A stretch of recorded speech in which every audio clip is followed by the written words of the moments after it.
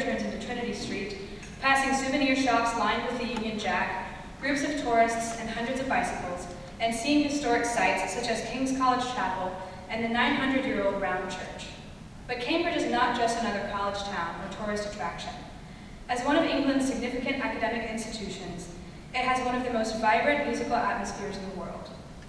If you take this walk at just the right time, nearing dusk, you might hear snippets of at least 3 different settings of the Magnificat and Nunc Dimittis, both staples of the Anglican liturgy sung by different college choirs. To understand the dense musical atmosphere at Cambridge University, you must first understand the college system. At USC, we have 16 different colleges and schools specializing in engineering, music, education, business, and more. At Cambridge, there are 31 self-governing colleges. To quote from the university's website, students live, eat, and socialize in one of the university's 31 autonomous colleges. Undergraduates receive college supervisions, which are small group teaching sessions.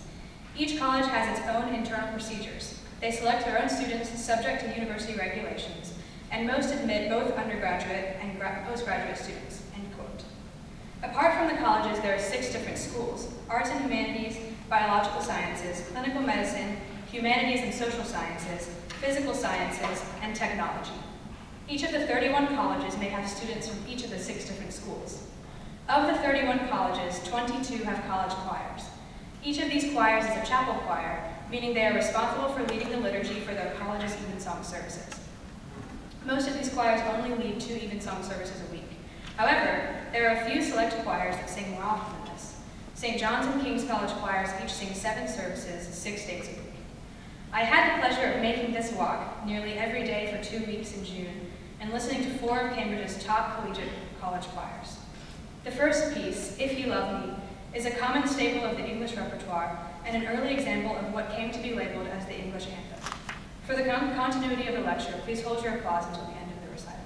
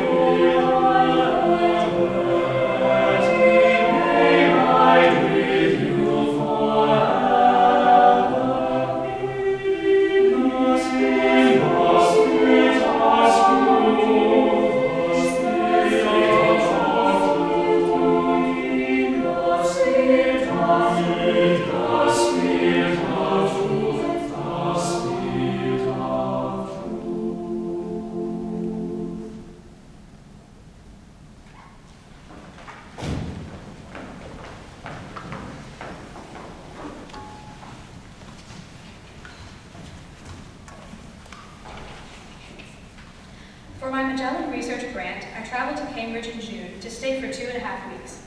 During my stay, I attended a different evensong every night at King's, St. John's, Clare, and Trinity colleges, interviewed many singers from those choirs about their life as choral scholars, observed voice lessons at King's, interviewed a few conductors, and sat in on rehearsals.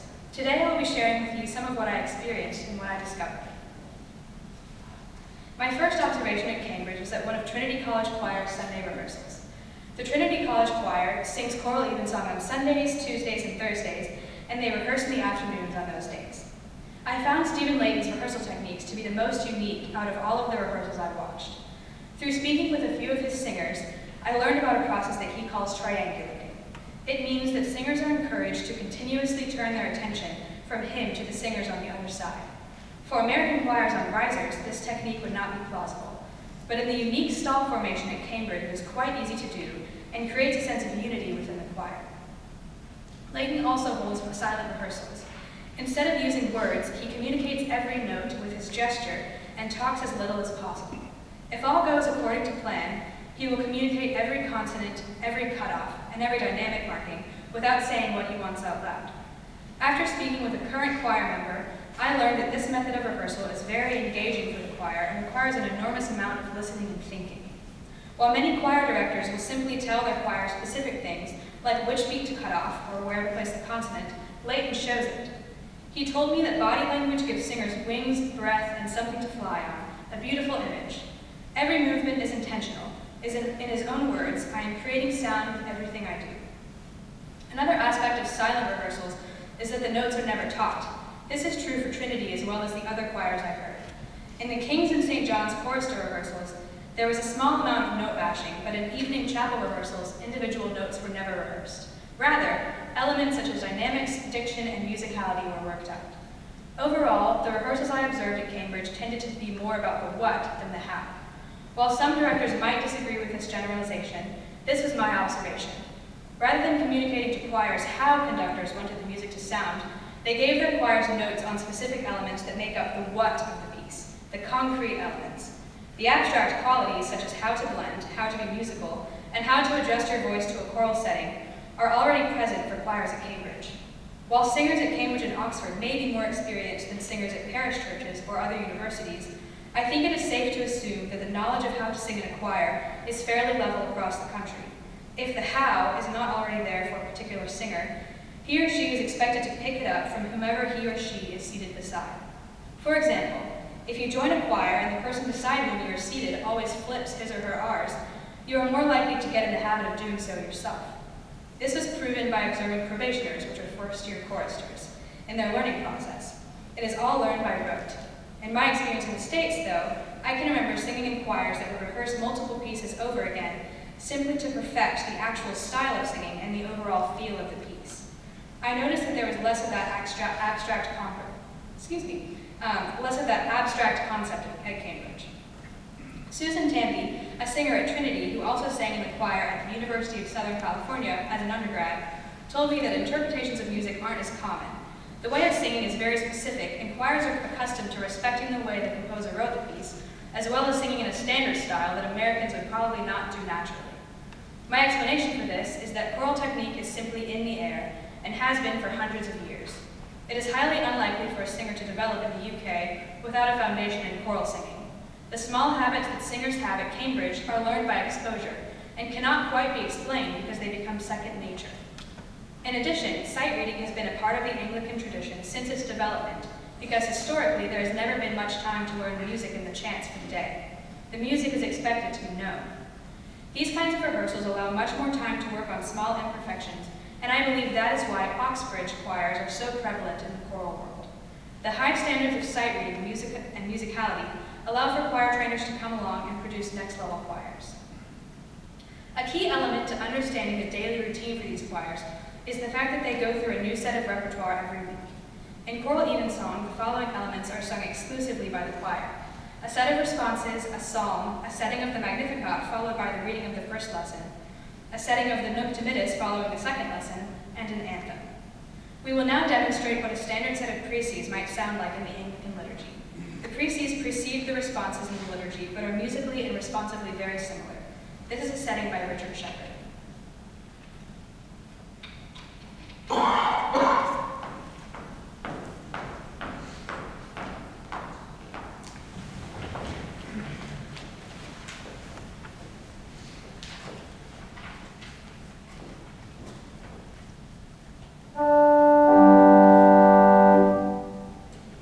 O Lord, open thou our lips,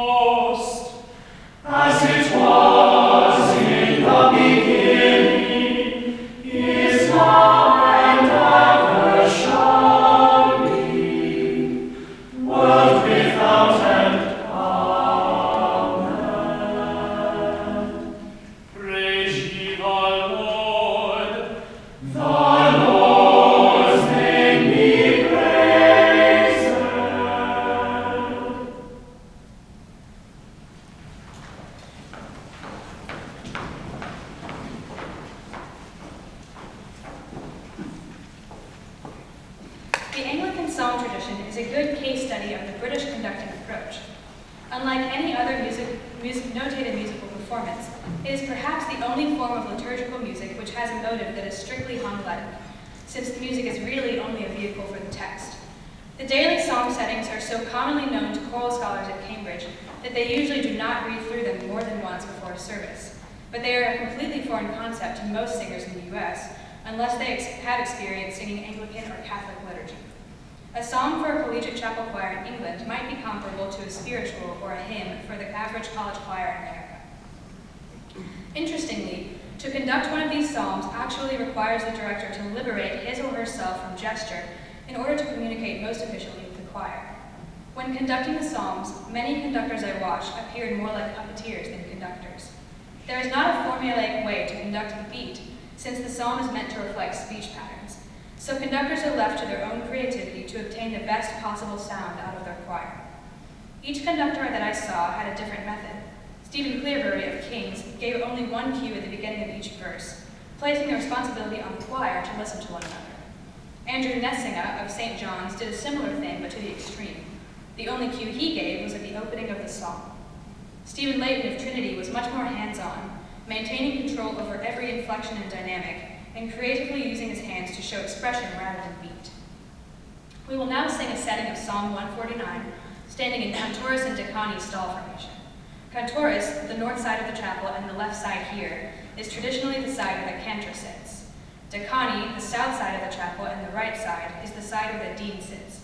The sides alternate singing each verse of the psalm.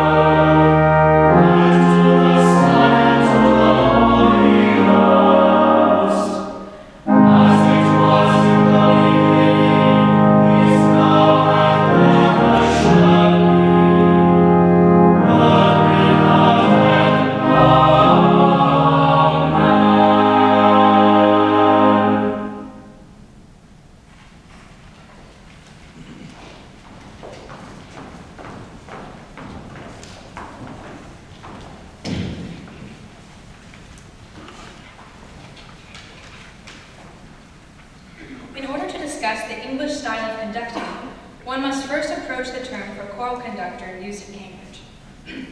Rather than conductor, directors of music of college choirs at Cambridge are called choir trainers. As the term suggests, there is an entirely different approach to conducting in England. Although some universities have started to implement programs to train aspiring directors on proper conducting gesture, the old tradition of choir training remains at Cambridge. In the opinion of Walter Parrott of St. George's Chapel at Windsor Castle, and probably many other choir trainers who were taught in the old-fashioned way, the conducting of the cathedral choir is, quote, unnecessary and unsightly, end quote. Most English directors of music, who hold some of the most revered positions in the choral world, have little to no conducting training. During my time at Cambridge, I found that the conductors with a background in conducting training, who also tended to be younger, had stiffer, clearer gestures, while conductors Stephen Layton of Trinity, Andrew Nethsingha of St. John's, and Stephen Clearbury of King's had a style that was much freer. Based on my experience singing in choirs, I found these free styles more difficult to understand, but singers of these choirs are used to it. It is clear that what matters most to these musicians is that the director can communicate with the choir, and that ultimately the sound is beautiful. Nethsingha would say the same. Quote, I think that choir training is a mixture of what you do physically and of what you say, and of what you hear, and all the rest of it. Different choir masters excel at different bits of that, end quote. Ultimately, he says, it's what the choir sounds like that matters, not what the conductor looks like, and it is true that conducting technique is a minimal concern. I had the opportunity to meet with Dr. Christopher Robinson, former director of music at St. John's College Choir. He explained, quote, in the States, you're very good at teaching people things, end quote. In England, however, the cycle of teaching and learning is approached differently. This cycle is the same for singers and conductors alike. Many singers start out at a young age with no musical experience. By sitting next to a more experienced chorister, listening to singers around them, and being expected to pick up music very quickly, they learn how they are supposed to sing in a choral setting, and they develop sight reading abilities. It is very similar to teaching a child to swim by allowing them to try swimming alone. Treading water is first developed for survival, but it eventually becomes natural. Similarly, a chorister will not survive in a high-achieving choir such as King's or St. John's without maintaining intense focus and improving every day. It is the same for conductors. Many directors of music, Layton and Nethsingha, for example, started out as organ scholars. Nethsingha, organ scholar under George Guest, said he was present for between 600 to 650 services and well over 1,000 rehearsals, in addition to tours and recordings. He sat there every day and watched what he did, learning what to do and what not to do. I spoke with a choral scholar from King's, who's 19, named Benedict, who was kind enough to share some of his story with me. He just performed his first conducting recital in the spring, so I asked him what his conducting training was like. He started off by telling me that his first exposure to conducting was around age 12 when he was head chorister at Westminster Abbey. One day the music director was late to rehearsal, so he was expected to lead warm-ups and begin rehearsing the first piece. He knew how to do this simply by exposure. He watched his director conduct in multiple services each week, and he was able to pick up the basics. Perhaps the English approach to choir training can be described like this. Choirs are not accustomed to singing under a specific style of gesture, but rather under a mindset. That is, to strive for perfection of all aspects of the piece, and to use whatever techniques necessary to attain it. The Magnificat and Nunc Dimittis are two important texts in choral repertoire set by countless composers. They also make up a significant portion of the Anglican liturgy. The next set of pieces, a setting of the Magnificat and Nunc Dimittis by John Ireland in F, is an example of a setting that might be heard at evensong in one of the college chapels in Cambridge.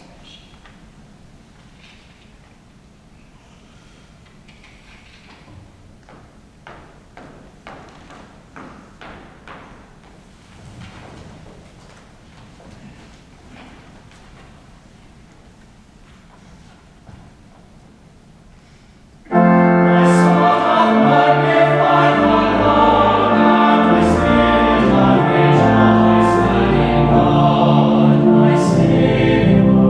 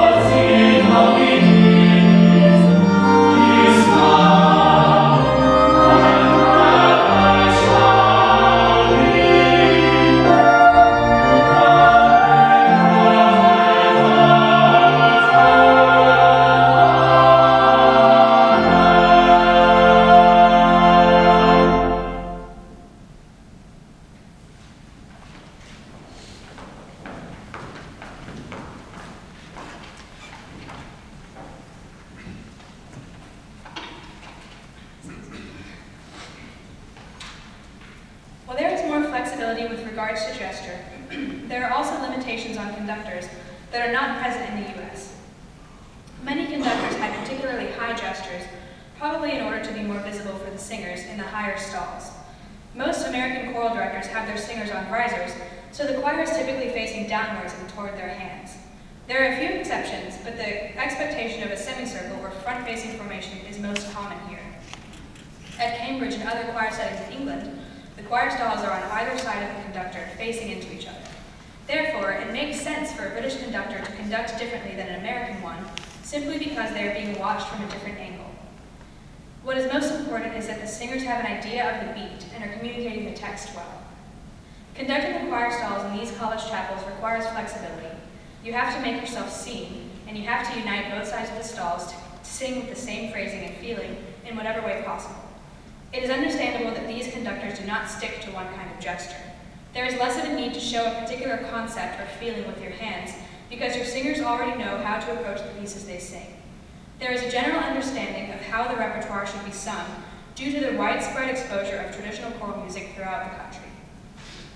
It was refreshing to watch a choir interpret the free gestures of conductors in their own unique way, in a language that is only understood between them and their conductor. I enjoyed listening to choirs who were listening to each other just as much as they were watching the conductor. I noticed that the organic movement of the psalm and the direction it was wanting to take was inhibited by those conductors with more formal training in conducting, while the songs sung by choirs who were given more freedom were much more pleasant to hear and seemed to come together easier. Therefore, I feel that the freestyle conducting present in the colleges at Cambridge is effective for the singers and choral scholars. My expectation for this project was to gain perspective on how the British choral tone is produced through speaking with singers and directors alike. Interestingly, many of the singers and directors were unaware of the difference between the British and American choral tone.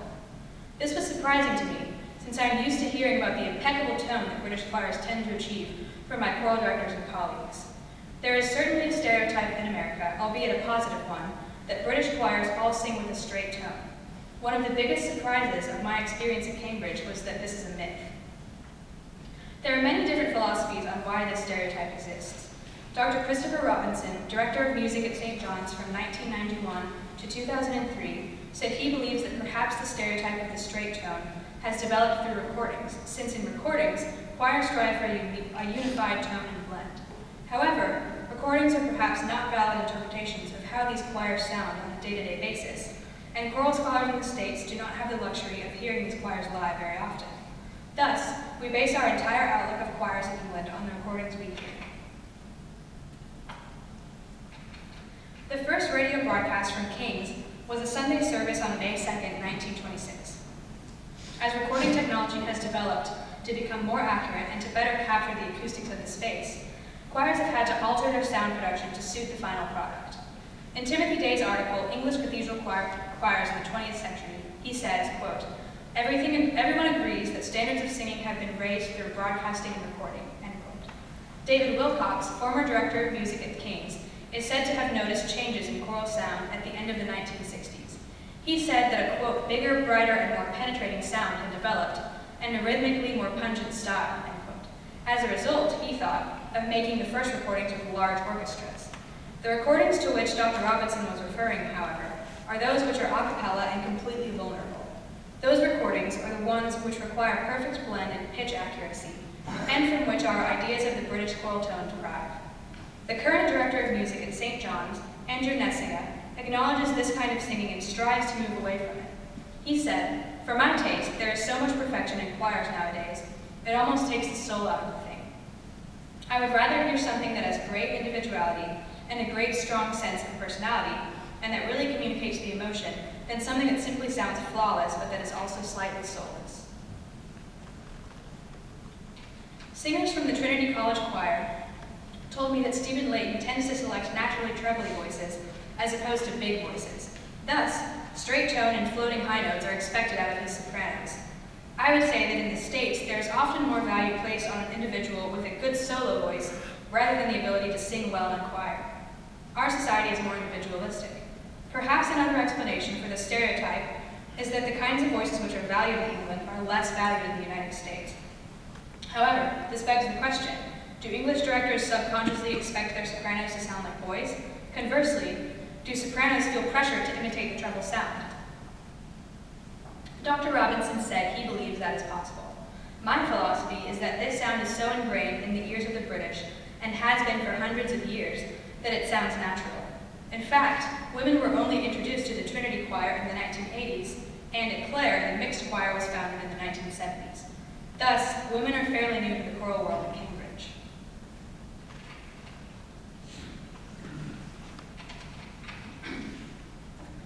It is important to note that, despite my preconceived notions, straight tone is not explicitly mentioned in rehearsals, nor is a lack of vibrato. An experienced singer in Trinity Choir told me that though Mr. Layton will never outright ask sopranos to use less vibrato, it is suggested by his concept of the pyramid of sound. That is, Layton prefers a texture very bass-heavy and light at the top. When I spoke with him, he told me that he believes the top line will cut through any texture, so it does not need to stick out. Susan, the soprano at Trinity who came from the States, mentioned that sopranos are not considered the leading section in most choirs of England. Therefore, there is less of a sense of urgency for sopranos to sing boisterously and with extra resonance. She also said that as much as Layton would like for singers to sing with proper technique, it can bring down the pitch.